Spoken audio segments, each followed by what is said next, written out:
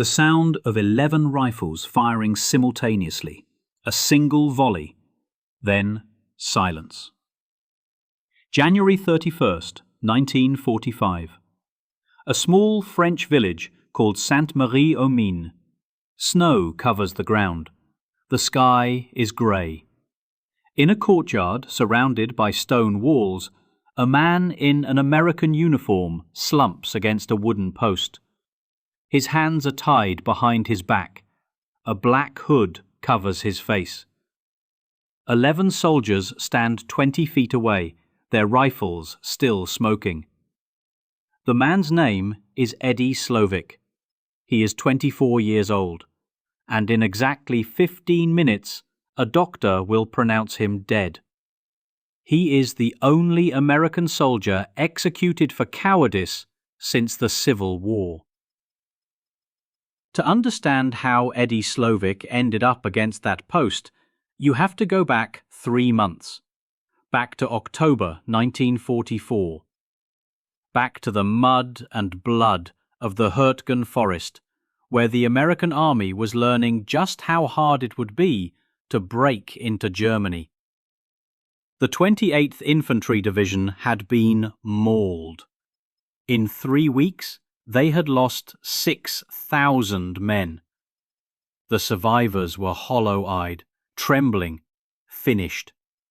Replacements were arriving every day, fresh young men who had never heard a shot fired in anger. They looked at the veterans and saw something they did not want to become. Eddie Slovic was one of those replacements.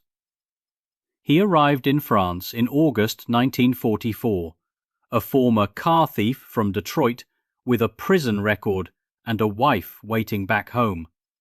He had been paroled into the army because the war needed bodies. He never wanted to be there. He never pretended otherwise. For weeks he stayed in the rear, working as a cook, avoiding the front. Then, in early October, his replacement draft was ordered forward. The 28th Division needed men. Slovic was going to the line. He never made it. During an artillery barrage, Slovic and another soldier became separated from their company. They wandered for days, eating from K rations, sleeping in barns. Finally, they ran into a Canadian military police unit. The Canadians fed them and sent them to an American supply depot. For 6 weeks, Slovic stayed in the rear. He cooked meals. He did odd jobs. He avoided the war. On October 7th, a military policeman stopped him, asked for his papers. Slovic had none. The MP looked at him. Dirty uniform, empty eyes. A man who had not been near a rifle in weeks. "Where is your unit?" the MP asked.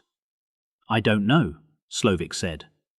The MP nodded. He had seen this before. The war was full of men who got lost, who drifted, who tried to disappear. Most of them, when caught, just went back to their units. A few days of company punishment, extra duty, and it was forgotten. The MP did not know Eddie Slovic yet. Part 2. Choice. October 8th, 1944. The headquarters of the 28th Infantry Division. Slovic stands before his new company commander, Captain Ralph Grott. Grott is a combat veteran. He has seen men die. He has seen men break. He knows what fear looks like. And he knows what a deserter looks like.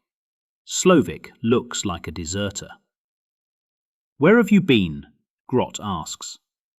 "I got lost," Slovic says. "For 6 weeks?" "Yes, sir." Grott sighs. He has a war to fight. He does not have time for this. "All right, Slovic. You're assigned to Company G. Report to your platoon sergeant." Slovic does not move. "Sir," he says, "I have to tell you something." Grott waits. "I'm not going to fight," Slovic says. "I'm too scared. I'll run again." Grot stares at him. He has never heard a man say this. Men are afraid, men break, men run. But they never say it out loud. They never admit it. You can't do that, Grot says. You'll be court-martialed. I know, Slovik says, but I'm telling you now. I'll run again. I can't help it. Grot doesn't know what to do. He orders Slovik to a rear area and tells him to think about it. Think about what? Slovik asks. I already know what I am. That night, Slovik sits down with a piece of paper. He writes a confession. He writes it by hand, in pencil, his words simple and direct. I, Private Eddie D. Slovik, confess to desertion. I came to this company on October 8th, 1944. I told Captain Grot that I was too scared to fight. He told me to go to the rear and think about it. But I have thought about it. I am too scared. I will run again if I am sent to the front. I know what this means. I am ready to accept the consequences. He signs it. The next day, a lieutenant reads the confession. He tells Slovik to tear it up. Forget it. Go back to your unit. No one will know. Slovik refuses. If I go to the front, he says, I'll run. I'm telling you now, I'll run. The lieutenant tries again. Eddie, listen to me. If you don't tear this up, you will be court-martialed. You could be shot. Slovik looks at him.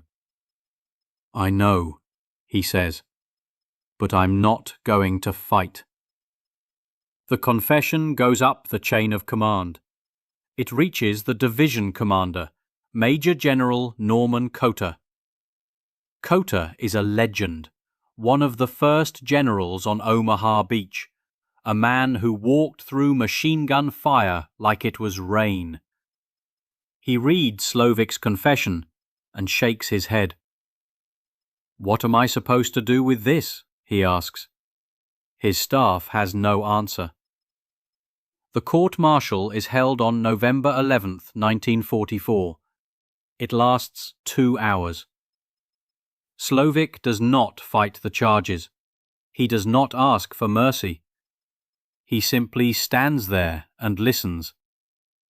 The prosecutor reads the confession, Slovik's own words, spoken and written. The court asks if he has anything to say. No, Slovik says. I already said it. The panel deliberates for 15 minutes. The sentence? Death by firing squad. Slovik does not react. He expected this. He has been expecting it since the day he wrote the confession.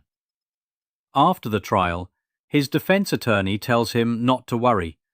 No one has been executed for desertion since the Civil War. The sentence will be commuted. He'll serve some time, maybe 10 years, and go home.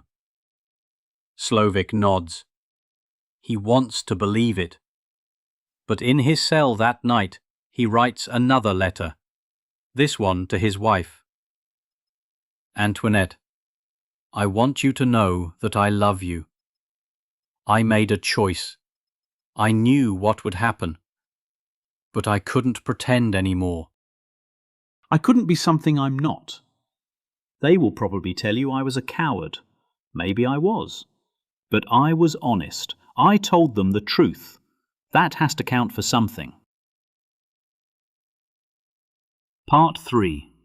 Consequence. The months pass. Slovik waits in a French prison, watching the war move east without him. The Battle of the Bulge comes and goes. Thousands die.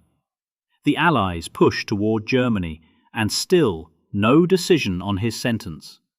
His lawyers appeal. The appeals are denied. His case reaches Eisenhower's headquarters. Eisenhower's staff reviews it. They recommend approval. On January 23, 1945, Eisenhower signs the order. Eddie Slovic will die. The execution is set for January 31st. The night before, a Catholic priest visits Slovic. They talk for hours. Slovic does not cry. He does not beg. He asks only one thing, that his wife never be told the details, that she remember him as something other than a man tied to a post. The priest promises. Morning comes. Slovic eats breakfast. He smokes a cigarette. He writes one last letter, short and simple. Antoinette, this is the end. I want you to know I love you. Take care of yourself. Don't hate anyone for this. I made my choice. At 10:04 a.m., they lead him into the courtyard. Snow covers the ground. The sky is grey. 11 soldiers stand 20 feet away, their rifles loaded, one with a blank, so no one knows who fired the fatal shot. A hood is placed over Slovic's head. His hands are tied behind him. He is strapped to the post. The officer in charge reads the charges, the sentence, the approval from Eisenhower. He asks if Slovic has any last words. From beneath the hood, a muffled voice. They're not shooting me for deserting. They're shooting me for being a nobody. Just a guy from Michigan who was scared. The officer nods. The rifles rise. Fire. Slovic slumps. The doctor checks his pulse. Nothing. 15 minutes later, he is officially pronounced dead. He is 24 years old. The army buried Slovic in a cemetery for American war dead, but not with the others. His grave was unmarked, separate, forgotten. In 1949, his body was exhumed and returned to Michigan. He was buried again, this time in a Detroit cemetery, his name on a stone. His widow, Antoinette, fought for the rest of her life to clear his name. She wrote letters to presidents. She gave interviews. She never remarried. Presidents Ford, Carter, and Reagan all refused to pardon Slovic. The army stood by its decision. He was a deserter. He admitted it. The law was clear. But the question never died. Was Slovic a coward, or was he just honest? He told them the truth. He told them he couldn't do it. He told them he would run. And when they gave him chances to tear up the confession, to go back to his unit, to pretend it never happened, he refused. He chose honesty, and honesty killed him. 80 years later, historians still argue. Some say he was a coward who deserved what he got. Others say he was a scapegoat, a nobody sacrificed to make an example. A few say he was the bravest man in the division because he admitted what everyone else was too afraid to say. What do you think?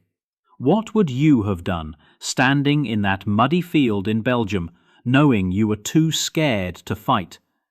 Would you have lied? Would you have pretended? Would you have gone forward and died like so many others, with your fear hidden behind a brave face? Eddie Slovic couldn't do that. He could only be what he was. And for that, they shot him.